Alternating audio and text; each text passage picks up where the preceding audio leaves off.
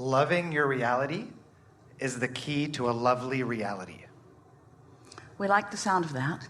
We can clarify it ever so slightly by adding these words: being a deliberate selective sifter. Because there are things in your reality that are not lovable, and don't try to force yourself to love what you don't feel natural love for. Because there are things in the reality that you are witnessing that your inner being is not looking at all. So when you look at those things, you take yourself from the stream of who you really are. So we would clarify or qualify it in this way: want to love your reality, and therefore decide to be a selective sifter, and therefore choose what you focus upon by the way it feels. And when you hone in on something that feels good, milk it. Stay focused on it and let the momentum become more. And that creates a lovely reality. And don't demand every moment of your reality be lovely.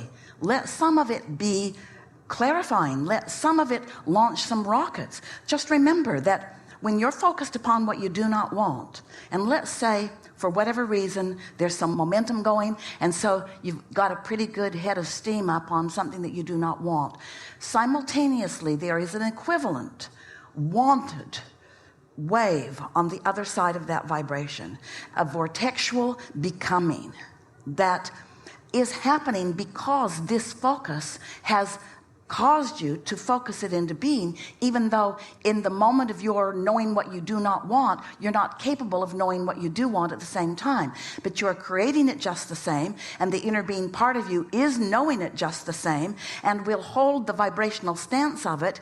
And at a moment in time when you are less resistant, you will then catch the glimpse of that, and that will be a satisfying moment.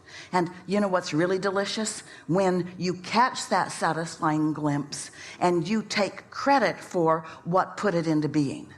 That's what step 5 is. Step 5 is being back in step 1, where you're knowing what you don't want, and having the knowledge that you're creating something new, and having the ability to use your selective sifting ability to focus in the direction of the desired part of the wave rather than the not desired part of the wave. Oh, it's so good. So what would Source say is the true purpose of contrast? Expansion, more, eternalness, just little things like that. Existence, continuing to be, potential for joy, the leading edge, the becoming who I really am. There's more. So in the face of contrast, is it always about focusing away from the contrast or allowing the contrast to cause self-reflection? Well, you can do either. Because you're human, you like the drama of the contrast. But you really don't have to focus yourself into the contrast because, oh, we've not said this before. Thank you so much for bringing it into the forum. Your desire for expansion is what has created the contrast to begin with, because it's the first step in the new understanding. What about that? In other words, my desire to become, and my desire to expand, and my desire for new causes me to attract clarification from experience.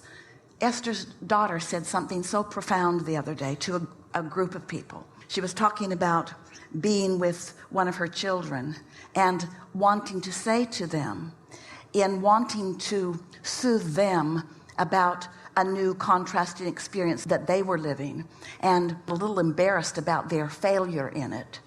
And she said to them, hey, you know, this is the first time I've been the mother of a 5-year-old. This is the first time I've been the mother of a 6-year-old. This is the first time I've been the mother of a 7-year-old. In other words, you've got to allow yourself these first-time experiences, these first-time exposures to these clarifying, rocket-launching, becoming, and continuing to be the eternal being that you are being. Yes? What would you think of renaming the word contrast to fertilizer?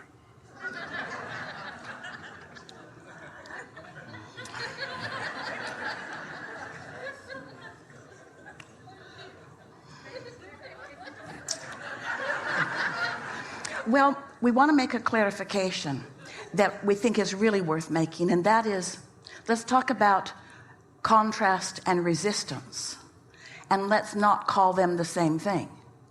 Let's call contrast the productive launch, and fertilizer is sort of that too. It's shining an intensity on something already established, so it applies, certainly. But let's make a very clear distinction between contrast, which is so valuable, and resistance, which is not necessary and slows things down. So contrast may not be optional, but the resistance is.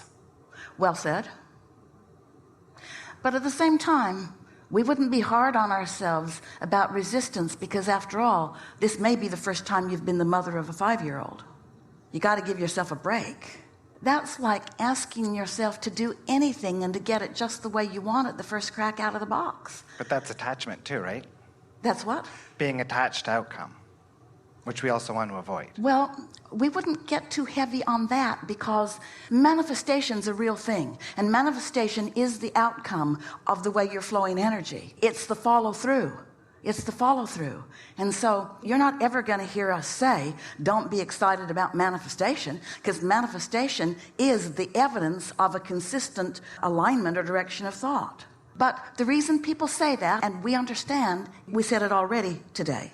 We said there's a difference between finding alignment, which then produces the evidence, and needing the evidence to produce the alignment. So if someone says, don't get attached to the outcome, they must surely be meaning, don't need the outcome to hook you up, get hooked up, and let the outcome then show you that you're hooked up, in case you're not aware by the ecstasy you're feeling. You know, you get used to your emotions, so much so that sometimes you have negative emotion and don't know it, and sometimes you have positive emotion and you don't know it. We'd like you to know it. We'd like you to be a deliberate, intentional, conscious calibrator. Like when you're tuning a guitar, you feel when the tuning happens, and you can feel when it's off, and you can feel when it clicks into place. Calibration is the name of deliberate creation game, really. Yeah? Yep. These are really good questions, yeah? And the answers are extraordinary. I agree. Our answers are only as good as your questions, ever. It's the other side of the wave.